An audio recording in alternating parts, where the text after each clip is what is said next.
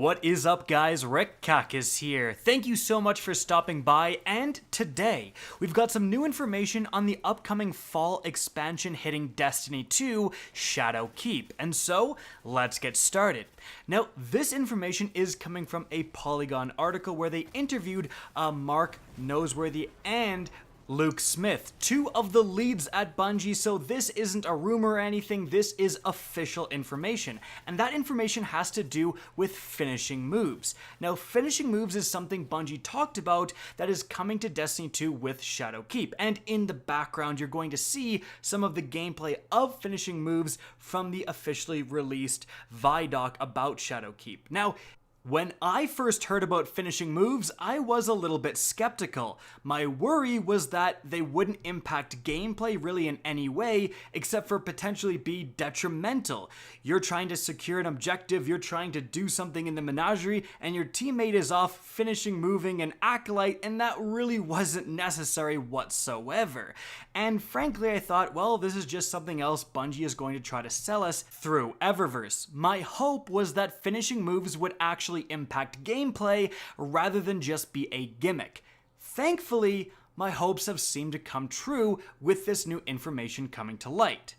So, what's the deal with finishing moves? Well, to trigger them, and a lot of people thought this, once you get an enemy down to a certain health threshold, you're going to be prompted to be able to execute a finishing move. So you have a Hive Knight, for example, you can't go up and do a finishing move when he's at full health, you have to damage him with other sources, and then when he's low health, you walk up to him and likely it'll be holding a button, perhaps holding down the melee button will do your character's finishing move. Additionally, at least in the current build of Shadowkeep, finishing moves will also use a portion of your super energy, so you can't just run out there and spam them infinitely. But, and this is the big thing, finishing moves are not going to be purely cosmetic. Bungie said that there's actually going to be armor mods that impact what your finishing move does and the benefits it provides when you use it. So the example that Bungie actually gave was that there is a mod that you can put on so that when you do a finishing move, when you perform a successful finishing move, your entire fire team regains ammunition. They generate ammunition. That could be super useful, especially if that mod messes around with special and heavy ammo. Imagine how useful, even if just one extra special round was gained in a gambit round, for example, having extra sniper ammo for an invader or arbalist ammo for invading. So you're gonna have teammates dedicated to run out and do as many finishing moves as they can and gen that ammo. That's super interesting.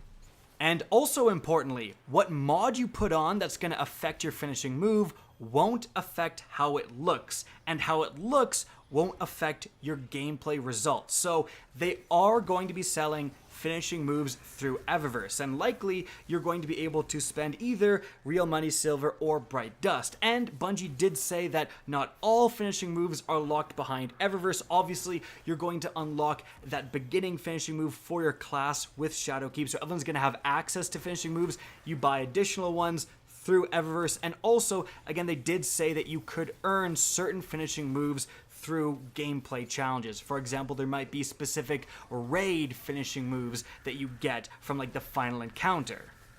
And Bungie did refer to these as combat emotes, and we've seen how crazy some of the emotes have gotten. I'm excited to see what's coming with finishing moves. In addition to that, although you can equip different ones, Bungie actually did say they're really working on a randomizer. So every time you do a finishing move, you're going to get a random animation. Again, this won't affect the mods you have equipped. And this is actually pretty exciting. A quote here is that depending on the power of their finishing move mods, players may need to coordinate who finishes off what in each encounter.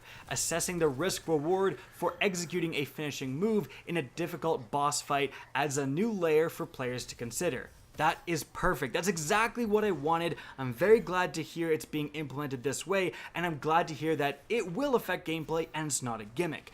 Guys, that's it for the new information on Shadowkeep. I hope you enjoyed this video, found it informative, and if you did, please remember to help me out by simply rating and especially sharing this video. If you guys want to see more Destiny 2 content similar to this, don't be afraid to slap that subscribe button. If you guys want to get in touch with me and keep up to date with the latest channel activity, the best way is to follow me on Twitter at RickKackis. That's linked in the description down below. Again, I hope you enjoyed the video, and as always, have a good day.